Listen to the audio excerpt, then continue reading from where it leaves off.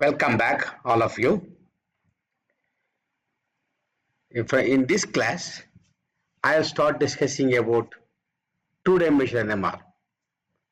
An additional dimension for NMR is added to simplify the spectral complexity and to derive information in a better way. So this two dimension has been extended to 3 dimension, 4 dimension, 5 dimensions. So there are n dimension NMR possible. So in this next couple of classes left, I will not be able to complete, cover all 3D, 4D, etc. Even 2D, it's a vast subject in two-dimensional NMR. I will not be able to cover. There are thousands of, several hundreds of two-dimensional experiments possible, which can be designed for specific to your needs. So the goal of this class is not to make you, understand every pulse sequence available in the literature. But in this class, in next 1 or 2 classes about two-dimensional NMR, what I am going to say is, what is basic 2D NMR?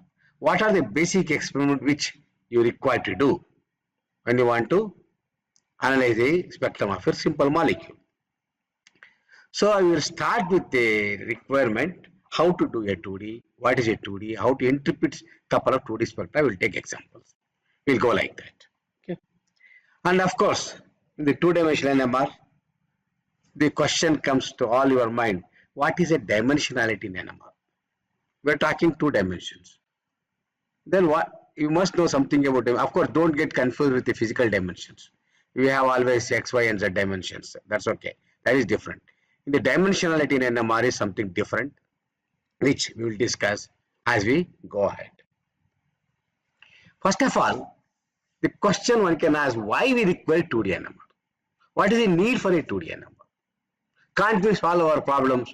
So since so many classes we have been discussing about varieties of 1D sequences and 1D experiments we can do. We can even enhance the signal intensity, analyze the spectrum. We observed a lot of things. We analyze in fact spectrum of many proton spectra and heteronuclear spectra. We discuss in depth of carbon 13 spectra, and we discussed about the editing of the carbon 13 spectra. We understood how to enhance the signal intensity by polarization transfer. A lot of things we understood. Then the question comes is, why we require 2D? What is the use of that? For that, we have to understand some limitations of a one-dimensional NMR. What is the limitation of one-dimensional NMR? First of all, the limitation of the 1D NMR comes because of the size of the molecule that you are interested in. For example, you take a simple molecule ethyl alcohol. What you will do? How many peaks you are going to get? CH3, CH2, OH. Okay, that's possible. Now we know how to analyze those things. That's done. We know what is CH3, where is CH3, CH2. How did we make the assignment? Based on the chemical sheet information, using our knowledge of shielding, de-shielding. And also we understood a lot about scalar coupling. Looking at the multiplicity pattern, we made the assignment of which is CH3 peak, which is CH2 peak, and which is OH peak. Done. No problem about it. We also analyze this molecule. What is this molecule? A simple molecule. We started analyzing by looking at the multiplicity pattern, triplet, sextet, quintet, quartet, triplet. Again, what is the idea we used? We use the idea of coupling between one spin to another spin. For example, this CH3 was coupled to CH2, and there is no other coupling, long-range coupling. So we interpreted this. Remember, in the interpretation of 1H NMR spectra, I took this as an example. So this CH3 will be a triplet because of the CH2 proton. As a consequence, this has to be a quartet because of this. We understood this very clearly. We could interpret, and of course, we interpreted sextet and quintet and triplet based on the mixed coupled neighbor, which is the coupled neighbor for each group. For example, for this CH3, the only coupled neighbor is CH2 proton. And if you don't assume there is a long range coupling, the interaction do not extend for a longer range, then we could interpret this because this has to be a triplet because of this. That's correct. We understood all those things. This has to be a triplet, and all those things we know what it is. But when we come to this place, we understood one proton is coupled to two protons, one to the left of it, one to the right of it. Okay, we use the logic. This will become triplet of triplet because of this two coupling. And then we understood this will be a quintet, and we know this is a quartet of a triplet because it is coupled to one CH3 to the left, one CH2 to the right. So we understood this. A fairly simple molecule. Now what happens if I give you a very big molecule? Big molecule in the sense, I'll give you a big protein containing, let us say, 40, 50 amino acids. What you will do? Remember, it is not a simple spectrum like this. For example, sometimes each amino acid could be a small molecule of this order, where spectrum can be as complex as this. Now, if I have a protein with 50 amino acids like this, each of them can give rise to C alpha, C beta, C gamma, and NH peak like this. In the entire range of the spectrum from 0 to 10 ppm in the proton spectrum, all 50 amino acid gives proton signals. What you will do? How you will analyze? First, analysis is next. First, look at the complexity of the spectrum, and it becomes so complex. Resolution is a big problem. You will not be able to analyze beyond a certain molecular size just by 1D NMR. You will simply not be able to identify which peak belongs to which, because severe overlap, severe complexity puts a restriction on the size of the molecule. So as a consequence, you will not be able to analyze the spectrum beyond a small molecular weight size of the order of few hundreds, or sometimes maximum 1000 or like that. Beyond that, if you want to analyze the spectrum of a molecule just by using the 1D NMR, it is very difficult task. So first thing I wanted to tell you was limitation of the size of the molecule. So size of the molecule, as it become bigger and bigger and bigger, there is severe limitation for the use of 1D NMR. I hope you are all with me, right? Now, assignment price is also due to severe complexity. Remember, look at this one. Here I was able to analyze easily. Here is not a big problem. Life is simple. I simply know this is coupled to this, and simply I start making the assignment. Because if you have to get the information about the molecule of your interest, complete molecular structure or conformation, first and the foremost thing is you have to assign each and every peak individually.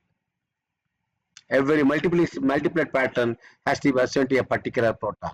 And if you know why this multiplet is coming, then you know who is it, who are the coupled partners for it on either side. That is a very important information. So what will happen?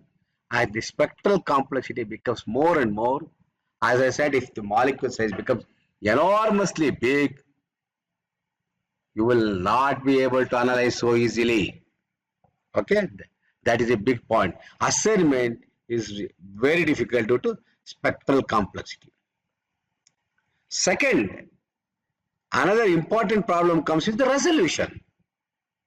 Here, peaks are well resolved. I know this is a triplet very beautifully. I can identify. You see, if I look at this, if I take the highlighter, I'll show you. This is a very beautiful triplet. This is a triplet, well resolved. This is a quartet. I know it is well resolved.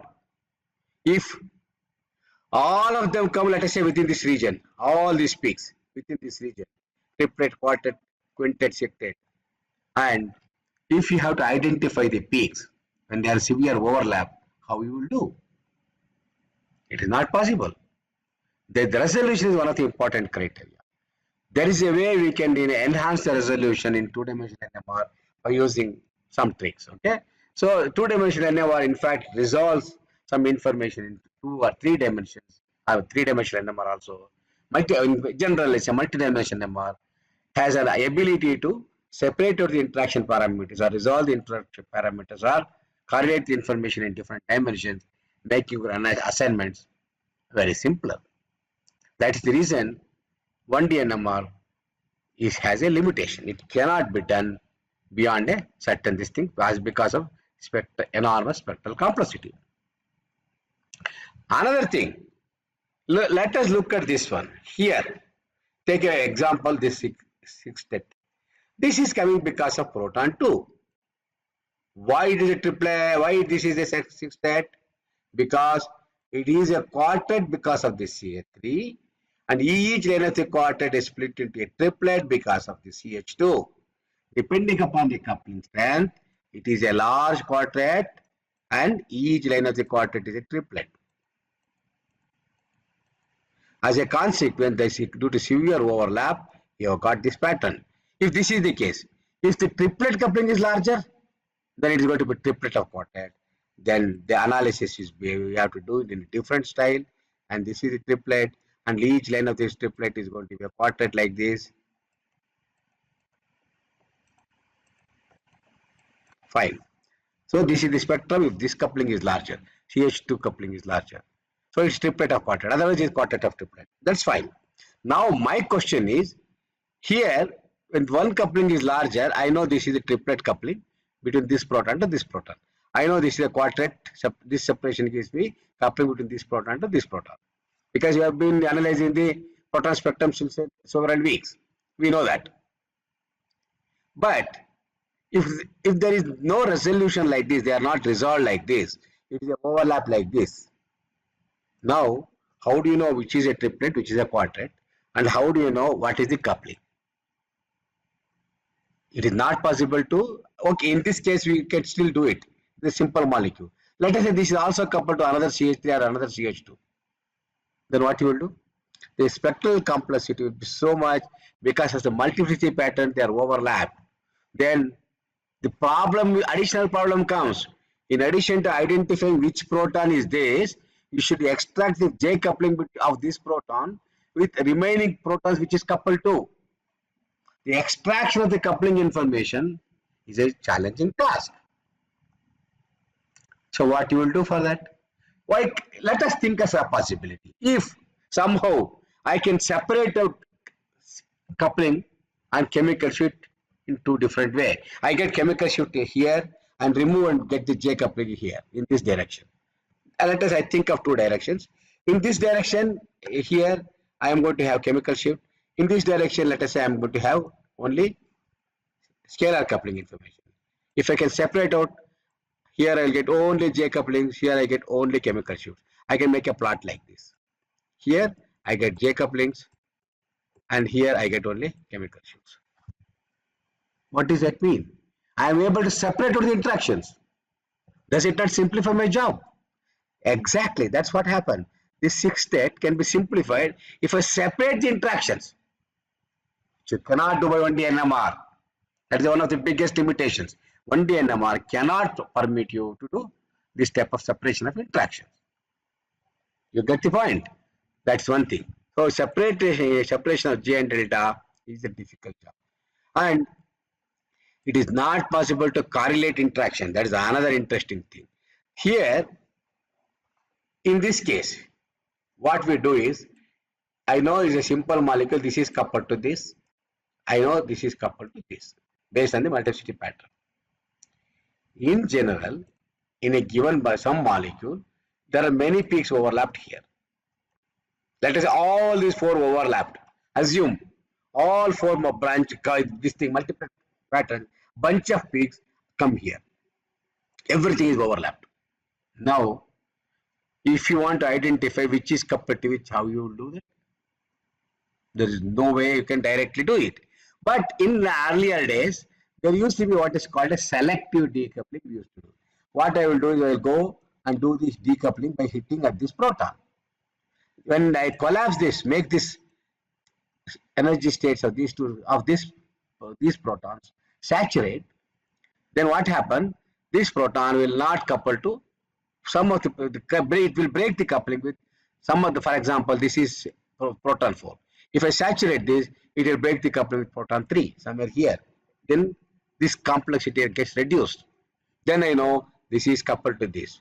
So this is a way we can find out which are the coupled partners, which proton is this sitting next to which proton. The proximity of the proton which is coupled to that one, if you want to identify, okay, nearest neighbor coupled proton, And if there is a enormous spectral complexity, what we have to do is only selective decoupling, which is a very difficult task and also enormous time consuming. It takes, if a big molecule, if there are, let us say, 500 lines or 300 lines present in the entire range of the spectrum.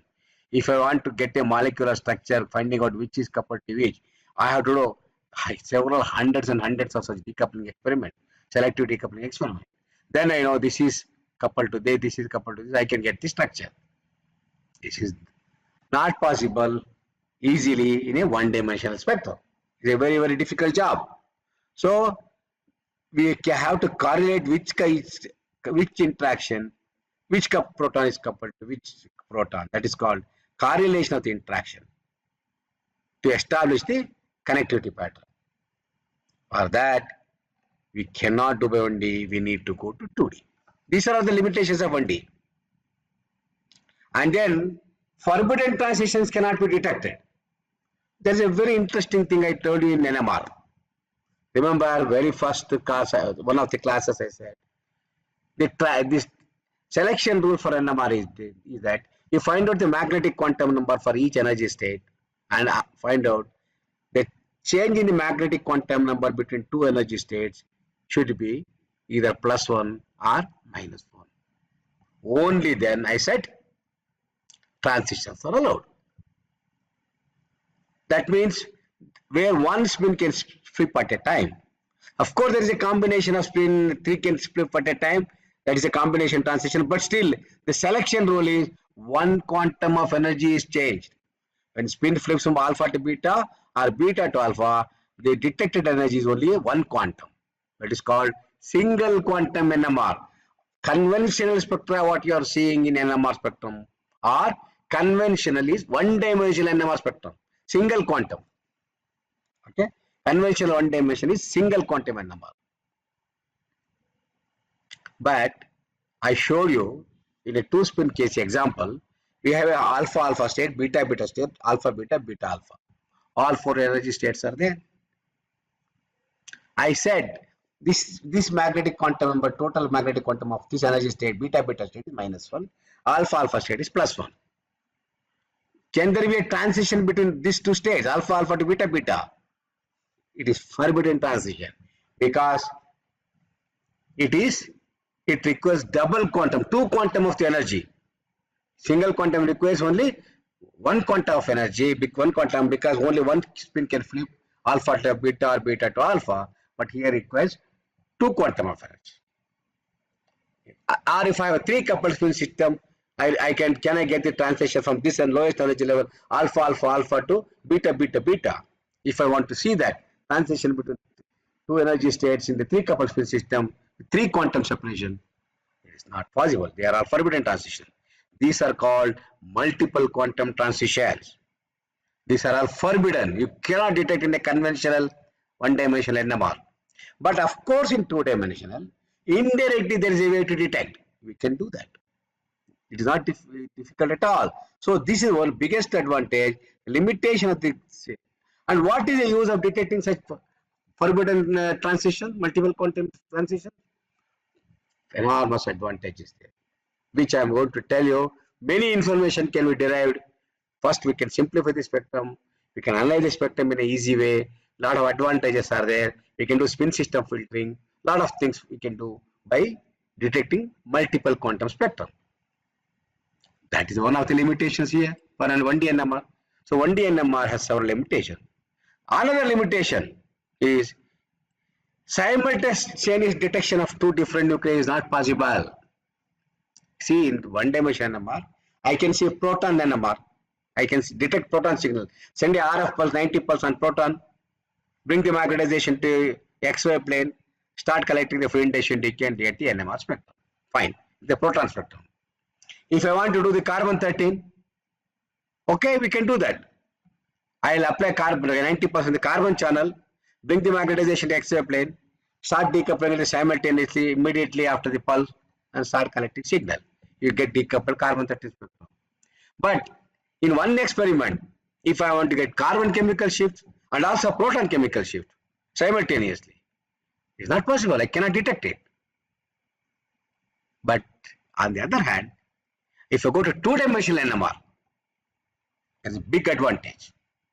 I can do a heteronuclear two-dimensional experiment where I can get carbon chemical shoot in this direction, proton chemical shoot in this direction. I can get heteronuclear coupling in this direction and chemical shoot of proton or carbon in this direction. So all such interesting things we can do in 2D NMR. And in 1D NMR, all these things are limitations. That is the reason why 1D NMR cannot be employed for many things, especially as the size of the molecule keeps increasing, and for various things, problems which I suggested here, 1D NMR spectrum has lot of limitations. Are you all with me? I hope you are all with me, right? Okay. This we discussed. Now, as a consequence, very interesting discovery took place. Thanks to all our seniors, pioneers in NMR spectroscopy, who made a breakthroughs in this research. As a consequence, we can utilize NMR the way we want today. This is because of many stalwarts pioneers who made a significant contribution by doing a lot of discoveries. And this two-dimensional NMR discovery, idea of this was given in 1971 in a Ampere summer school in Yugoslavia by Jenner. Jenner presented a paper in summer school in 1971 where he gave the idea of two-dimensional NMR. What is two-dimensional NMR? And that we'll come to that later. That was called rebirth of NMR. Till 1970, from the year it was discovered, first observed in 1945, NMR was used to some extent after the discovery of chemical shift in 1945, 49, and then J coupling. Slowly everything was observed, and then NMR was used to some extent. But application of NMR to a very big molecule like a biomolecule was greatly restricted. Largely it was restricted till 1970 because, again, as I said, you have to use only 1D NMR, which has several restrictions. A lot of constraints were there. But 1971, because of the advent of two-dimensional NMR spectroscopy, which was reintroduced, we call it as a rebirth of NMR. NMR spectroscopy took another birth. Thanks to Professor Richard Ernst, a Nobel laureate who contributed for this, who is the one who is responsible in early 80s and early 76, also first paper in 1976 published in Journal of Chemical Physics here. And this is a key paper of 2D NMR. Afterwards, literally it took off in the early 80s. He published the paper in 1976, first paper on the idea of two-dimensional NMR. Literally after 80s, it has, just exploded like anything. And lots of pulse sequences were designed. Lots of pulse two-dimensional NMR experiments were designed and modified to derive specific information. And literally the application of NMR by utilization of two-dimensional NMR, then it extended further to multi-dimensional, like 3-dimension, 4-dimension, everything began. And that's where the application, utility of NMR and the idea of NMR, development of NMR, everything exploded during that time. And that's why NMR has become very powerful now, because we can use it in a number of possible ways. Okay. So with this, now I will ask a question. You may ask another thing. Fine. What do you mean by this two-dimensional NMR? Why really we require it? Whether we require two-dimensional or higher dimension. How do I know? You may say there is a limitation of 1D NMR, but there are many higher dimension experiments, 2 dimensions, 3 dimensions. You may ask me a question, which one I have to use? What experiment I should think for my molecule? That depends upon, look at the spectrum like this. It is ubiquitin with 76 amino acid, 8.5 kilodalton molecular, right? And look at this range. This is a very old spectrum. Nowadays, in a high frequency, you may get a better spectrum. Look at this region. You can only assign side chains here and methyl here, aliphatic here, C alpha here. Where is the resolution? It's a big problem. Here, more than thousands of peaks here. All resonances have been squeezed into 10 ppm range, that is the range of chemical shift range of protons. The proton chemical dispersion is in the range of 0 to 10 ppm. So all 76 amino acid, each of them can be considered a spin system. 76 spin system with so many protons present. All the peaks are hidden here. Just look at the spectrum of your molecule, depending upon the molecular size. Then you have to decide which one to use. As a consequence, we require to go to higher and higher dimensions. Now, what is that higher dimension? What do you mean by dimensionality? And which molecule requires which dimension is the next question. Let us answer. I hope you are all with me, right? Now, what is this NMR spectrum pulse sequence what I have written? All of you must be knowing by now. This is a conventional one-dimensional spectrum. Apply a radio frequency pulse. Maybe I'm looking at proton. Apply a one-dimensional pulse on proton channel. Start collecting the signal. Of course, this is called a dead time delay given. Don't worry. It can be given. It need not be given. In principle, without delay, you have to start so that there won't be any phase problems in the NMR spectrum. So you have to immediately you should start collecting the signal from the 0 point. Okay, doesn't matter. This is the one-dimensional pulse sequence where you apply a pi/2 pulse, 90-degree pulse, bring the magnetization to XY plane, and start collecting the signal with your detector or receiver is here. Fine. What is happening here now? If you look at it, you are collecting the signal as a function of time here. Okay? You are collecting the signal as a function of time, and whatever you are going to do is you will do the Fourier transformation here. Remember, I said when you collect the signal in time domain and do the Fourier transformation, time and frequency are Fourier pairs, I said. Mathematically, time and frequency are Fourier pairs. Now what is happening is you are converting the time domain signal to Fourier frequency domain signal. What you are going to get is spectrum like this. So this is our one-dimensional NMR spectrum, where we assign all the peaks and then cut the area of the peaks, multiplicity, etc. Now, here we can divide this into some time zones, okay, some time periods. One-dimensional spectra in reality is two dimensions. You know why? In this dimension, we get frequency. In this dimension, we get intensity. But we don't bother so much about it. We always talk dimensionality in terms of time. In time here, we are collecting the signal as a function of time. How many time domains are there here? Only one time domain. In a single time domain, you are collecting the free intention decay and doing the Fourier transformation. This is called one-dimensional NMR because single time period is there. Single Fourier transformation gives you frequency spectrum like this. Okay, I will call this is the relaxation delay. This is called a preparation period. Okay, and this is where spins are allowed to relax and attain thermal equilibrium. And afterwards, you apply a RF pulse, collect the signal here. And I call this as a detection period. Okay, so 1D NMR, what is happening? We have only one time period. It's a of course, two time periods, I would say. One is a preparation period where you don't do anything. You simply keep quiet. Put the sample in a magnetic field and keep quiet. Allow the spins to attain thermal equilibrium. There is a buildup of bulk magnetization. Simply keep quiet for some time till it builds up. That's all. That is called preparation period. Time period, also called relaxation delay for the spins to attain equilibrium. Then apply pulse and collect signal. This is a real time domain signal. We are collecting the signal and do the Fourier. This is where we are getting the real signal from the sample. Okay, signal is collected in one time period here and do single Fourier transformation and get a frequency spectrum. That is why it is called one-dimensional NMR, 1D NMR. You understand? What is the dimensionality? Dimensionality refers to time. Time domain. How many time domain periods are there for you? You are collecting signal. You are collecting signal in one time domain. It is a single quantum. If I collect two time domains, it is two dimensions.